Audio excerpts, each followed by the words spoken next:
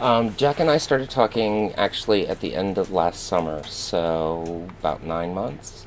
We talked a lot about the feel of the show and what he felt the show was about, what he wanted to say with the show, and that kind of led me in a specific direction.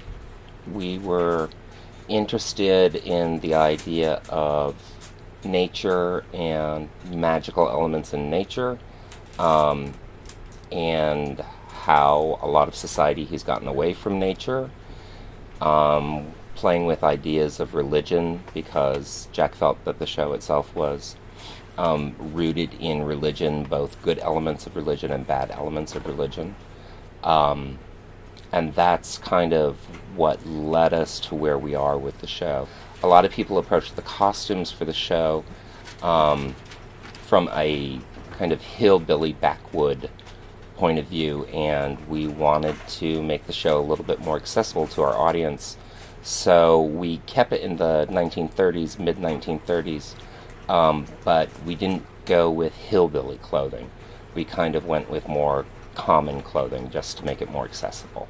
One of the set of characters that are in the show that required special costumes are the witches, or the supernatural elements of the show. The witches in this show can always be difficult. They can be very fantastical, or they can be very primitive.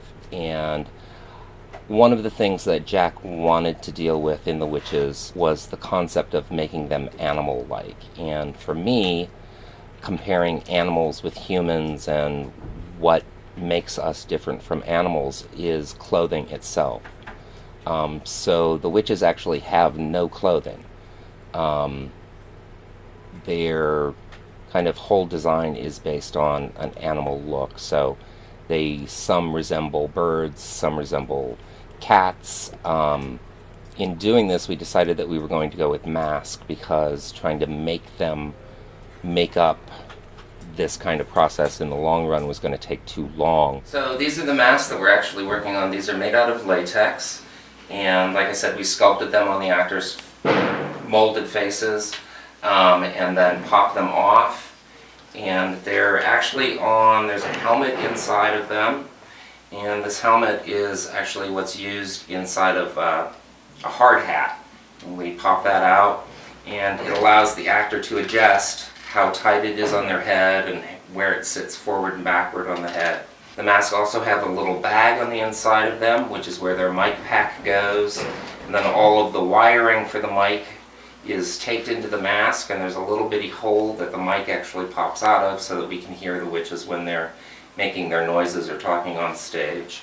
One of the other things about the mask is we wanted the witches to be able to disappear on stage without really disappearing. So when they're looking at us this way, we see their face and we see the front of their body, and when they turn around on the set, a lot of the set is black, and they literally will disappear into the set. You won't see them. We are using some new products with the mask making. We've got 2 characters on stage who are very, very old, and we're using some new techniques, hoping to use some new techniques for creating their makeup.